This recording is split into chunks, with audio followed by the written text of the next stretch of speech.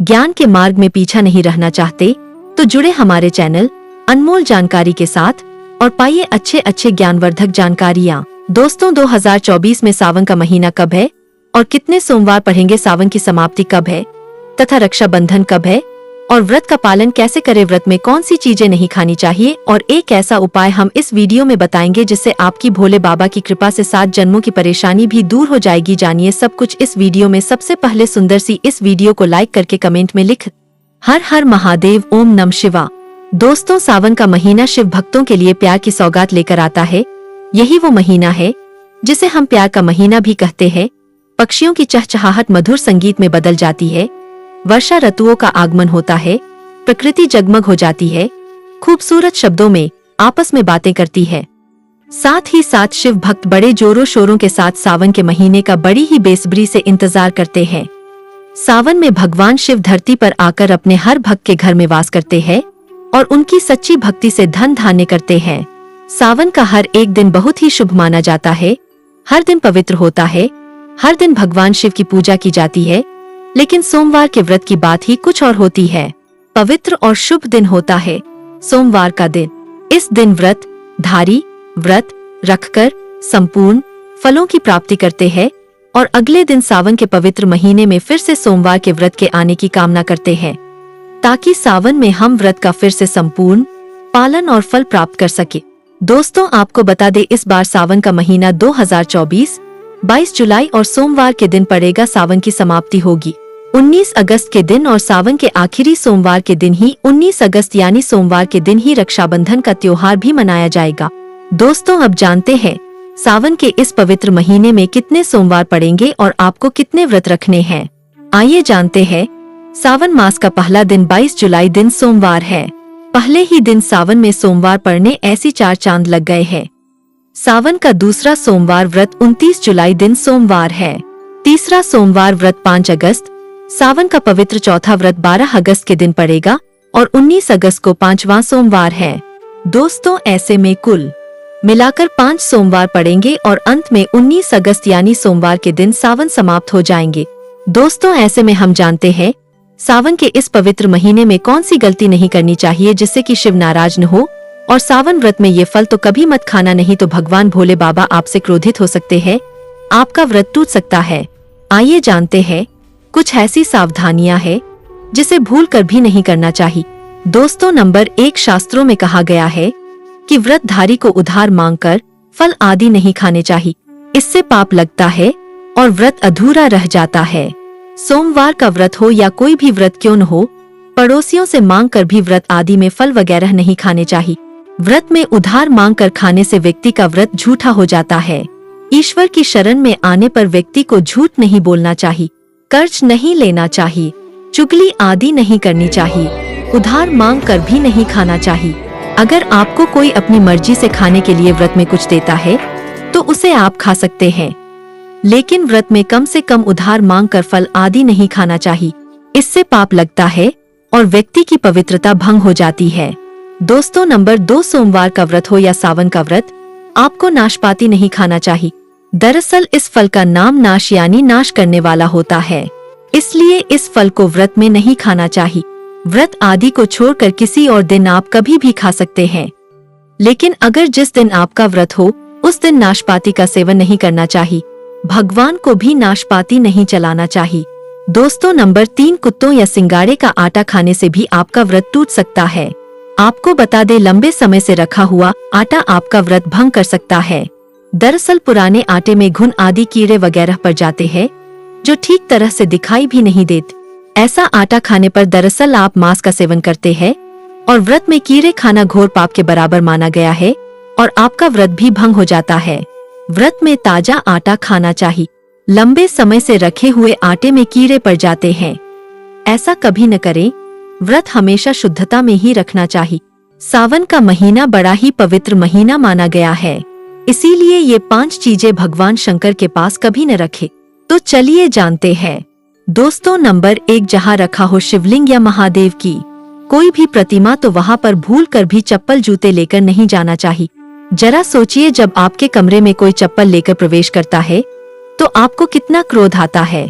इसी कारण महादेव भी आपसे नाराज हो जाते हैं और आपको मिलने वाला फल नष्ट हो जाता है। ऐसे में मंदिर में नंगे पांव ही प्रवेश करना चाहिए, क्योंकि चमड़े की चप्पल हमेशा अशुद्ध रहती है। इससे देव शक्ति नाराज होती है। दोस्तों, नंबर 2, अक्सर महिलाओं को मासिक धर्म आ जाता है और वो बिना किसी को बताए पूजा पाठ कर लेती है, जो कि शास्त्रों में वर्जित माना गया है। इस समय महिलाओं को जानकर भी अनजान नहीं बनना चाहिए। अगर आपको मासिक पीड़ा है तो घर के बने मंदिर में या बाहर बने मंदिर में कभी प्रवेश नहीं करना चाहिए। इससे देव शक्तियां नाराज होकर आपसे क्रोधित हो सकती है। ऐसे समय में शिवलिंग को छूना घोर पाप के बराबर माना गया है। जरा सोचिए, ऐसी अवस्था में जब महिला को बुरा लगता है तो ईश्वर को कितना बुरा लगेगा। इसीलिए महिलाओं को ऐसी अवस्था में मंदिर यात्रा, घर में पूजा पाठ, भगवान की प्रतिमा को छूना या तुलसी में पानी भी नहीं डालना चाहिए। तुलसी का पौधा भी सूख जाता है। जब देव शक्तियां नाराज होती है तो लाजमी है कि घर में कंगाली और गरीबी, लड़ाई झगड़े होने लगते हैं। ऐसा कभी मत करना। दोस्तों, नंबर 3, शास्त्रों में बताया गया है कि जहाँ होता है शिवलिंग तो वहाँ पर सभी शक्तियाँ सक्रिय रहती है। अगर घर में होता है शिवलिंग तो वह व्यक्ति महादेव की कृपा सदैव पा लेता है। वास्तु शास्त्र के अनुसार शिवलिंग से हर वक्त ऊर्जा का संचार होता रहता है। इसलिए शिवलिंग पर जल धारा हमेशा होनी चाहिए, जो ऊर्जा को शांत रखता है। कुछ लोग अपने घर में शिवलिंग तो रख लेते हैं, लेकिन वो 1 हफ्ते के बाद जल चढ़ाते हैं, जो कि बिल्कुल भी अच्छा नहीं माना जाता। अगर आप जल नहीं चढ़ा सकते तो आप अपने घर में शिवलिंग स्थापित कभी न करें, जो कि गरुड़ पुराण में बताया गया है। इससे उल्टा घर में विनाश होता है। दोस्तों, नंबर 4, शास्त्रों में बताया गया है कि तुलसी और महादेव का बैर माना गया है। इसी कारण तुलसी में शिवलिंग और गणेश की प्रतिमा को नहीं रखा जाता। कई लोग जाने अनजाने में शिवलिंग को तुलसी में रख देते हैं और घर में परेशानियां आना शुरू हो जाती है। इससे महाशक्तियां क्रोधित हो जाती है। शिवलिंग पर तुलसी भी नहीं चढ़ाना चाहिए। तुलसी में और शिवलिंग में कुछ दूरी होनी चाहिए। दोस्तों, नंबर 5, घर का मंदिर या बाहर का मंदिर।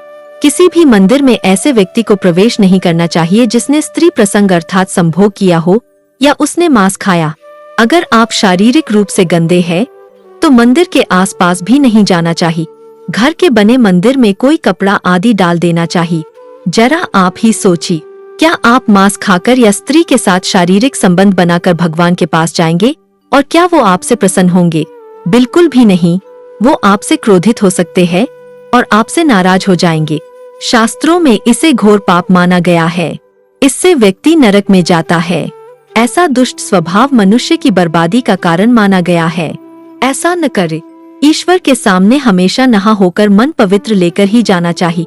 इससे सभी शक्तियां आपसे प्रसन्न रहती है। दोस्तों, सावन के महीने में महादेव को ऐसे बेलपत्र कभी मत चढ़ाना, बहुत ही अशुभ माना जाता है। दोस्तों, पौराणिक मान्यताओं के अनुसार बेलपत्र चढ़ाने से शिव जी का मस्तक शीतल रहता है।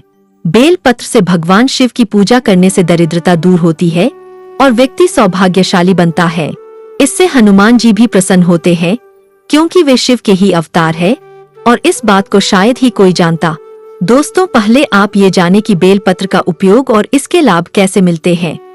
दोस्तों, नंबर 1, तीनों लोकों में जितने तीर्थ स्थल प्रसिद्ध है वे सभी तीर्थ स्थल बेलपत्र के मूल भाग में स्थित माने जाते हैं। इस बात को शायद ही कोई जानता। दोस्तों, नंबर 2, यदि बेल का वृक्ष घर के बीचों बीच या पूर्व दिशा में लगा हो तो घर में धन धान्य की कोई भी कमी नहीं रहती और परिजन खुशहाल रहते हैं।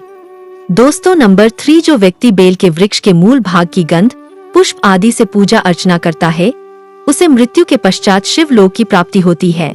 दोस्तों, अब जानते हैं बेल पत्र से जुड़ी कुछ खास बातें।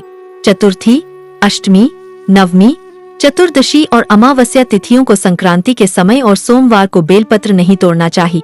पूजा से 1 दिन पूर्व ही बेलपत्र तोड़कर रख ले। दोस्तों, आपको बता दे, बेलपत्र कभी अशुद्ध नहीं होते। यदि आपको पूजा के लिए नया बेलपत्र नहीं मिल रहे हैं तो आप किसी दूसरे के चढ़ाए हुए बेलपत्र को स्वच्छ जल से धोकर भगवान शिव को अर्पित कर सकते हैं। दोस्तों, बेलपत्र में 3 पत्तियां होनी चाहिए। कटी फटी पत्तियों का बेलपत्र भगवान शिव को अर्पित गलती से भी मत करना। कटी फटी पत्तियों को अर्पित करने से शिव का अपमान माना जाता है और बेलपत्र का भी।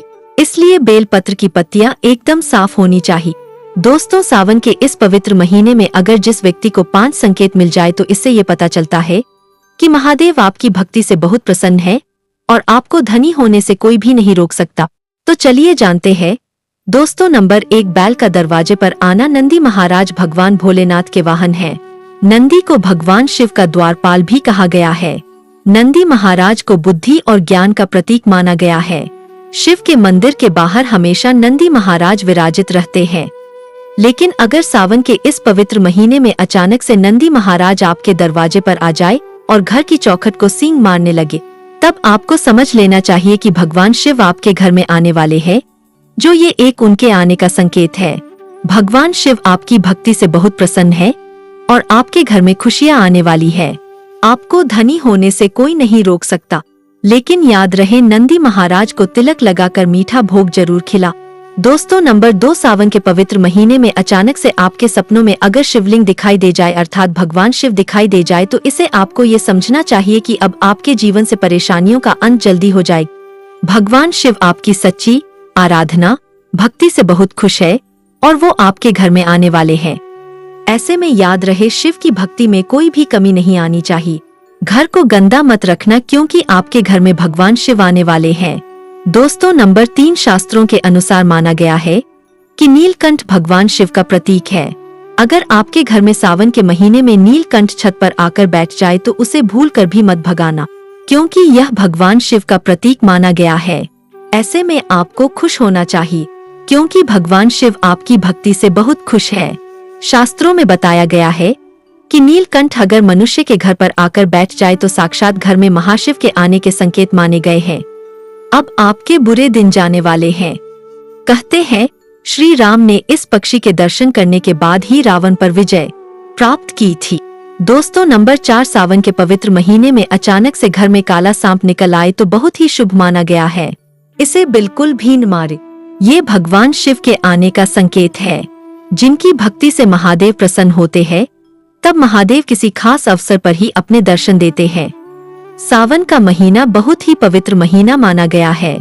यही वो महीना है जिसमें भगवान शिव धरती पर आते हैं और उसी घर में अपना वास बना लेते हैं।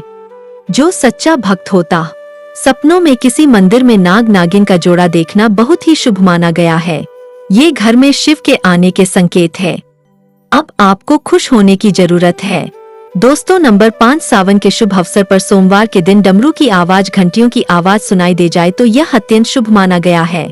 इसका अर्थ यह है कि भगवान भोलेनाथ आपसे प्रसन्न है और जल्दी आपके घर और जीवन में प्रवेश करने वाले हैं, जिससे आपका आर्थिक संकट दूर होकर जीवन में सुख समृद्धि आने वाली है। महादेव आपसे बहुत खुश है। दोस्तों, अब जानते हैं सावन के पवित्र समय में मंदिर में घंटी क्यों बजाई जाती है, घंटा क्यों बजाया जाता है, ताली क्यों बजाई जाती है, मंदिर के अंदर कारण क्या है, शंकर के मंदिर में घंटी क्यों बजाई जाती है, शंकर के मंदिर में घंटी को क्यों बजाया जाता है, ताली को बजाना क्यों न करा जाता है, शिव मंदिर में किस लिए करा जाता है। तो ये पुराण है कि मंदिर के अंदर या घर के अंदर आप गरुण घंटी जब जाते हो, घंटी का नाद जब करते हो तो शिव महापुराण की कथा और लिंग पुराण की कथा, विष्णु पुराण की कथा कहती है। मात्र घंटी का नाद कर देने से जितने भूमि पर तीर्थ है, जितने साधक साधना कर रहे होते हैं, जितने तप कर रहे होते हैं, जितनी पवित्र नारी स्त्री का पालन कर रही होती है, जितने दान हो रहे होते हैं, कुछ समय पर जिस समय तुमने घंटी बजाई है उस पल वो सारे पुण्य घंटी का नाद करते से तुम्हारे खाते में आ जाते हैं। शंकर जी के मंदिर में जाकर ताली का नाद किया जाता है। ताली शिव मंदिर में क्यों बजाई जाती है? मंदिर में जितने भी बैठे होंगे, जो भजन कर रहे होंगे, जो साधना कर रहे हैं, अभिषेक कर रहा है, पूजन कर रहा है, 3 बार ताली बजाने से उनका सारा का सारा पुण्य हमारे खाते में आ जाता है, खींचा चला आता है, हमारा भाग्य प्रबल हो जाता है, 1 सेकंड में हमारे खाते में आ जाता है और हमें लगता है हम शंकर को रिझा रहे हैं। शंकर को रिझाए शिव जरूर देते हैं। घर में गरुण घंटी का नाद करना दोस्तों, इसलिए बच्चों को खेलने के लिए घंटी नहीं दी जाती। गरुण घंटी कोई खेलने को नहीं देता, दूसरा सामान दे देंगे पर गरुण घंटी नहीं देंगे। क्यों नहीं देते? क्योंकि गरुण घंटी का जब नाद किया जाता है तो सबका पुण्य हमारे खाते में जाता है। कोई साधारण है घंटी बजाना पूजन के समय, स्मरण के समय पर, भजन आदि करना चाहिए। इसलिए घंटी भी हर कभी नहीं बजाई जाती।